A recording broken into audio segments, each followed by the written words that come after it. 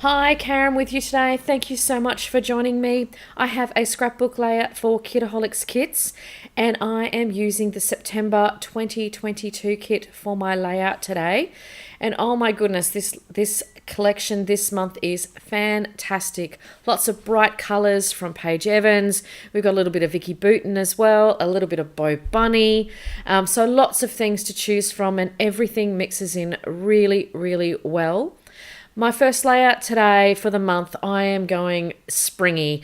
I really loved the florals, a part of the Splendid collection from the Paige Evans paper collection and also the ephemera pieces. So I'm going for lots of bright colours with my layout today and a bit of a floral explosion as well. So to create my background, I'm using some of the paints that we got, or one of the paints that we got from our mixed media kit as well this month. And we got several of the Delusions shimmer paints, and they are absolutely gorgeous, bring a gorgeous shimmer to the page. And I'm using the green one, which is called a Dirty Martini. And all I've done there to create that background is I've wetted my brush a little bit and then I've put a little bit of water on the paint as well just to make it sort of be able to move across the page quite well. And I just basically put stripes of paint down the page. I have not used gesso on my white cardstock here for this one because I knew I wasn't going to use a lot of water and I wanted to make this as simple as possible and just create a bit of, I guess, a grassy knoll, I guess, to really just allow those flowers to really pop off the page. I did add some white splatters just with some Dina Wakley white gloss spray that's just within my stash. And I also did water down a little bit more of the paint and did some of some green splatters as well. And I allowed it to dry on its own, so it allowed those splatters to be a little bit darker as well. So that's a really good hint, I guess, is that if you're wanting to make your splatters look subtle, it's an idea to sort of either roll some paper towel over it. If you want it to look a little bit darker, allow it to dry as is without even a heat tool or anything like that. Just allow it to dry naturally. I do that with this one as well because I've used the Dina Wakley gloss spray, and because that's an acrylic paint, it tends to blister if you dry it with a heat gun. So I allowed all of that background to dry on its own.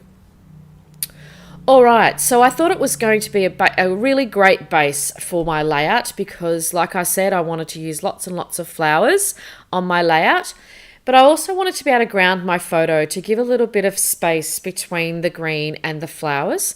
So I used a little bit of the Ledger pattern paper that we got in the kits this month, just tore a little bit off and just distressed those edges a little bit as well to add in some added interest. And I'm just having a little bit of a play there and working out how many flowers I'm going to need. And then I've also, for the flowers, I did fussy cut out from the gorgeous Paige Evans Splendid collection pattern paper. And I'm also then using some of the ephemera pieces as well, which toned really well together. I'm popping up this piece of pattern paper onto some random cardboard that I have. I'm out of my foam. I still haven't had a chance to go and buy that. So I'm using some cardboard from some pizza boxes. And I did use my T-square ruler to keep that. I wanted to keep that top component quite straight. One of the reasons I did pop this up on foam, onto not foam, like I always say, onto the cardboard, is I want to be able to nestle some of the flowers, not just on top, but underneath as well, to really give that dimensional look as I grow this floral explosion across the page. So like I said, I fussy cut out those flowers, and then I went through wondering what I'm going to do with my title because I knew my florals were going to take up quite a lot of space on the layout and it was going to make it quite busy. And so I flicked through my pattern papers again, and then I found the cutout paper that had that lovely little sentiment there with beautiful. So I fussy cut that out. I did fussy cut out the section that there was some florals on it as well, but that didn't quite work. So I've just cut out around the actual, I don't know what that shape is called, but around the lines around that shape. And I thought that that was a really lovely little way to put that title on the page without it overtaking, because obviously I've used the flowers for that pure indulgence of all these flowers on the page. Then I decided it needed a little bit more. I mean, what else can it have? I wanted to go a little bit with that shimmer look with the paint as well. So I grabbed out some of the puffy stickers. I guess they're puffy stickers, the Vicky Bouton ones, and added a few things because they've got some really lovely shine to them. Some of them have got some gold around the edges. So I added in those arrows, and I tried this happy piece several times and I really wanted to use it, and eventually I do decide I'm just going to nestle that in, and I really like the look of that. I love that sticker piece. I think it was a really lovely way to finish off that page.